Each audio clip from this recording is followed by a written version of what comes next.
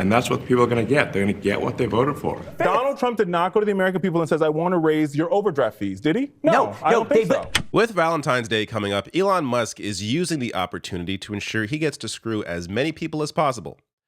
In this video, I'm going to break down the various ways that Elon Musk is screwing people, including a recent gift that he just gave himself at the cost of taxpayers. And I got to wonder, at what point are Republicans going to catch on to this? Because there is a new poll out, before I get to any of the information, and a clip from Fox as well, where a Fox host, to his credit, roasted another Fox host on this issue. But before I get to any of that, let's look at how people are feeling about billionaires and Elon Musk. So Data for Progress just recently put out this poll. Voters think billionaires and corporations have too much government influence. For each of the following groups, please say if you think they are currently have too much, too little, or the right amount of influence over federal government decisions. So looking at all voters here, across the board, majorities think billionaires, corporations, CEOs, and Elon Musk have too much influence. Broken down by party, it's a little different. So Democrats, predictably, are more aware of this. Independent third-party voters as well, also very aware of this.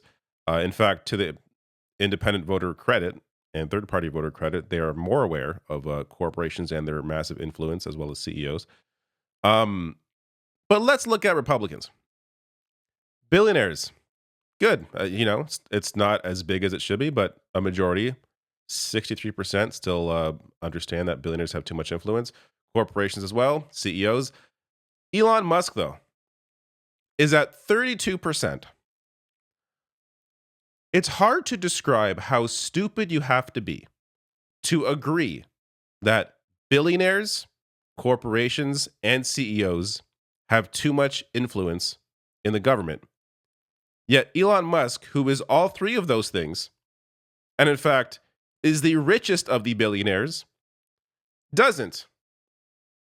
Especially when he is standing next to Donald Trump in the White House, discussing the various things he is doing within the government.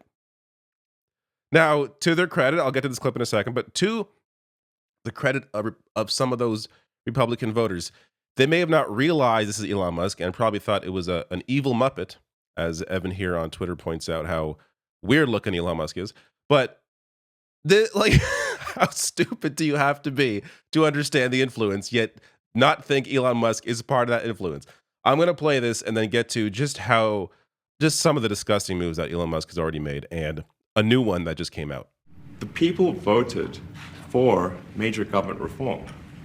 There should be no doubt about that. That was on the campaign. The president spoke about that at every rally. The people voted for major government reform, and that's what people are going to get. They're going to get what they voted for.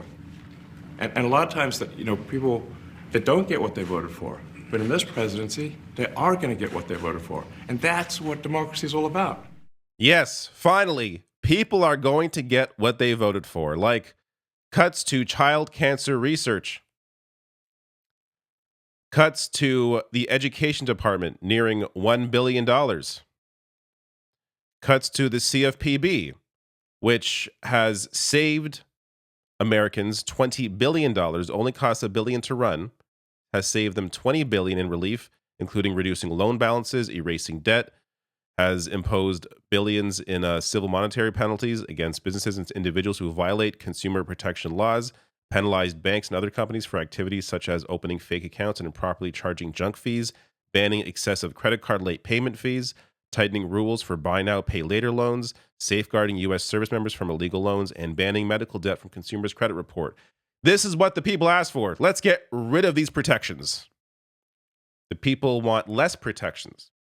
They want banks and large companies and CEOs and billionaires to screw them even more than they were being screwed before. Before I move on, it's amazing. Somebody pointed this out. I wish I could credit them. I forget who it was.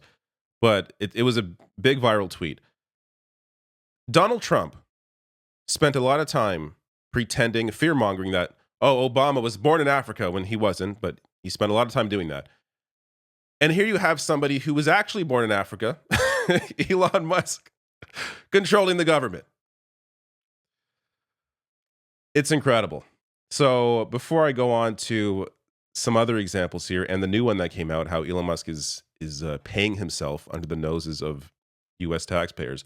Let me get to this Fox News clip. This is a great moment here, where this Fox host just dismantles the panel on what Elon Musk is actually doing. Well, no, but wait a second. But let's just talk about one of the things that he's prescribing to cut. He wants to get rid of the Consumer Financial Protection Bureau. Here's what it's done for the folks at home. It's limited overdraft fees at banks. It's limited credit card late fees. It's made it easier for you to switch banks. It's removed medical debt from people's credit reports so that you can actually get rent after you've been sick. It's gone after banks who've taken advantage of people. What's your argument? My argument here is these are things that have protected the American people every day, and Elon wants to get rid of them because it doesn't work for millionaires and billionaires. No, they did not. Yes, they did not did. vote to get. Yes, they did. I'm sure. Where were you on November 5th? Donald Trump did not go to the American people and says, "I want to raise your overdraft fees." Did he? No, I don't think so. They made it clear that what Doge was when he was running for president. He did not go to the American people and says, "I want to raise the amount you pay on late fees." Actually, the opposite of that. He said, "I'm going to cap late fees." That's not what's happening when you get rid of the Consumer Protection Bureau. You're right; it is too late. So hopefully, American people wake up to see what's happening. You know what? Did you catch the end of the clip there?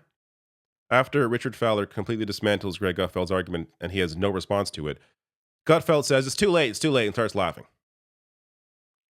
The open contempt that right-wing media has for their own audience is incredible. Many of their audience, members of a cult, essentially, fooled into this, thinking that Trump was going to help them. Elon Musk was going to help them. Here he is, understanding, acknowledging that that's obviously not the case, that they're clearly openly screwing them, and he thinks it's hilarious.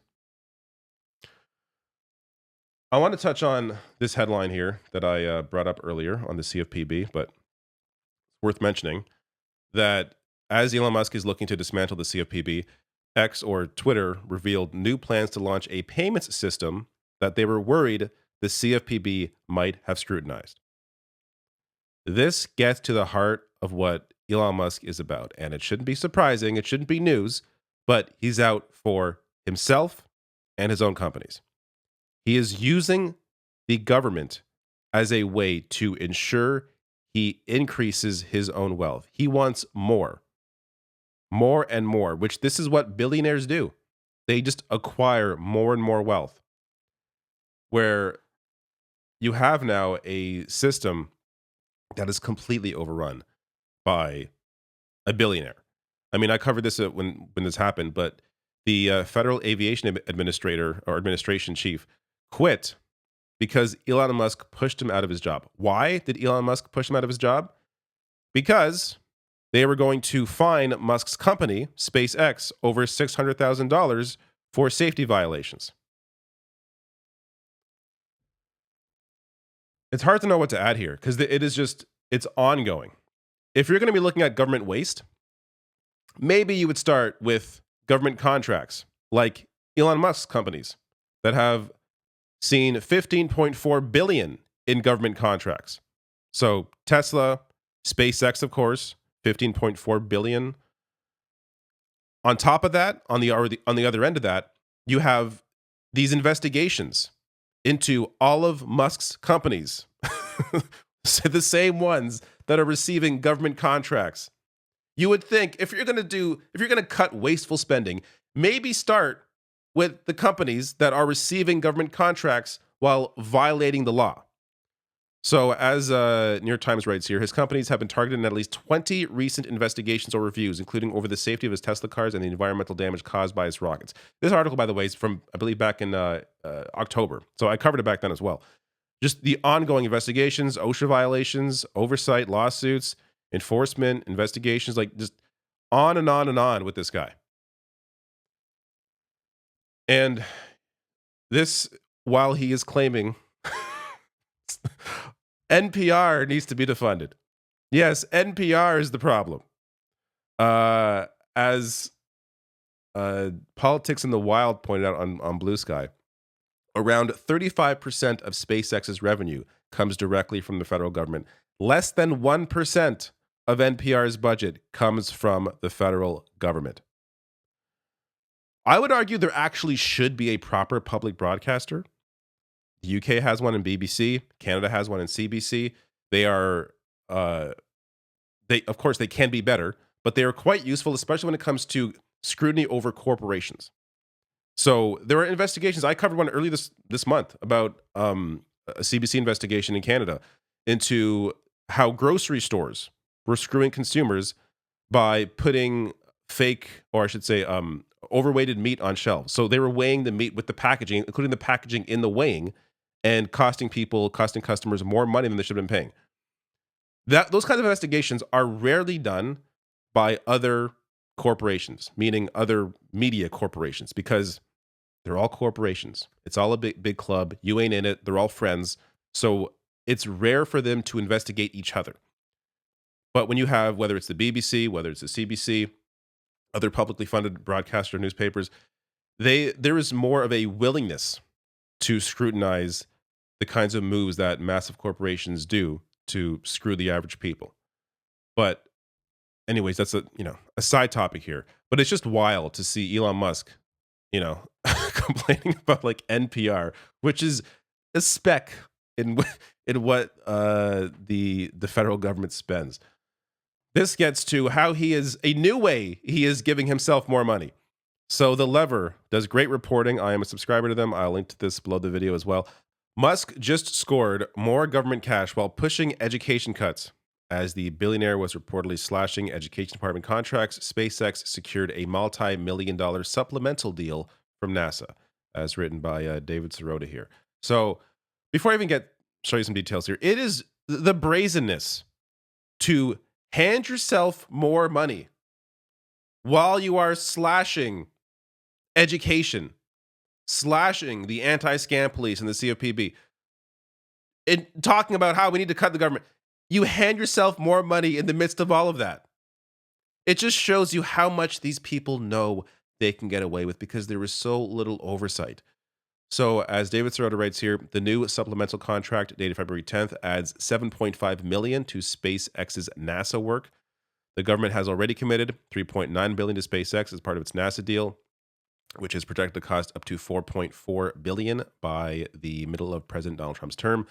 The new agreement says it is for, quote, work required for the design, development, manufacture, test, launch, demonstration, and engineering support of the Human Landing System Integrated Lander. You know what? Childhood cancer research, not important. Education, not important. Ensuring people aren't screwed by the banks, not important. What is important is ensuring our Human Landing System Integrated Lander is working properly. It's wild. Also worth noting here, this is important. Trump has nominated Jared Isaacman as NASA administrator. Isaacman is a billionaire Musk associate who runs a payment processing company that is regulated by the CFPB, which, as I showed you, Musk is trying to dismantle. Another reason why Musk wants to dismantle the CFPB, one of his close billionaire friends is being scrutinized by them. They were fined by federal security regulators for not properly disclosing millions of dollars of payments to company executives' relatives. Like, it's open sale. I mean, it's not open. The sale's done. The government's bought. These billionaires own and run it. What is Trump doing? This is what he's doing. Sitting on his ass. He doesn't care. He likes the spectacle. He likes to give speeches. He does not give one F. As Walid Shahid here writes on Twitter, the media failed miserably at pressing Musk yesterday. He played the populist fighting bureaucracy, while in reality, he's handing your data and tax dollars to unvetted 19-year-olds, bankrolling his billionaire tax cut and tilting the playing field for his empire. And barely anyone would know. And don't worry, though. Consumer prices rose 3% in January. Okay. How are those cost of eggs doing? Look, many people were saying before the election that this would happen. I think even those people, including myself, are maybe a little surprised at the brazenness. I certainly didn't expect Elon Musk to be as integrated as he is, but it's here. They're doing it. So the hope is people wake up and something happens. Like there was a quote I used a few weeks ago. I think it was an AOC quote, but she was talking to Jon Stewart, saying that, you know, when things seem hopeless, moments arise, things happen, change happens. I don't want to leave you on like the most negative note and just saying it's over. U.S. government is bought and sold. It's done. I don't think it's over. Many people are aware of what's happening. Trump's numbers already appear to be hurting. Elon Musk's numbers appear to be hurting. So that is shifting. Momentum is moving.